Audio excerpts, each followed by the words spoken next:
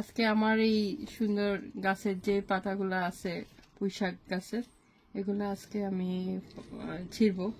তো এই জন্য মনে করলাম একটু আপনাদের দেখাই, তাই দেখাচ্ছি।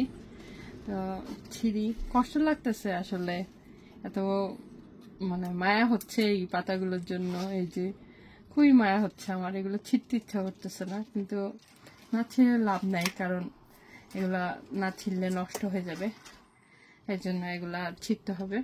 তো আমি এগুলো রাখি, এগুলা ছিঁড়ে ছিঁড়ে খেয়ে ফেলতে হবে। এই যে কত বড় বড় পাতা, তা আসলে যারা গার্ডেনিং করে তারা এই কষ্টটা মনে হয় বুঝে। আমাকে একটু কমেন্ট করে জানাবেন যে আপনাদের কেমন ফিল হয় যখন নিজের কাছে পাতাগুলো ছিঁড়েন। একটু কষ্ট লাগে, আবার খেতেও দারুণ মজা লাগে, নিজের অন্যরকম একটা অনুভূতি হয়। তো আপনারা দেখেন আমি কিভাবে আমার গাছের পাতাগুলো ছিঁড়ছি। আমার খুব কষ্ট লাগতেছে, কিছু করার নাই, ছিঁড়তে হবে। কারণ এগুলো তো নষ্ট করে লাভ নাই, খাবার জিনিস নষ্ট করবো কেন, না? আমার খুবই অবাক লাগতেছে যে এই ছোট্ট একটা টপের মধ্যে কি সুন্দর পাতাগুলো হয়েছে।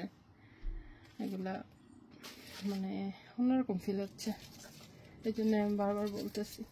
আবার খুবই কষ্ট লাগতেছে, মনে হচ্ছে কেটে দিব। আমি একটু বেশি ইমোশনাল, সেই জন্য। পাতাটা অনেক বড়, একটা পাতা বিশাল বড়, খুবই কষ্ট লাগতেছে আসলে।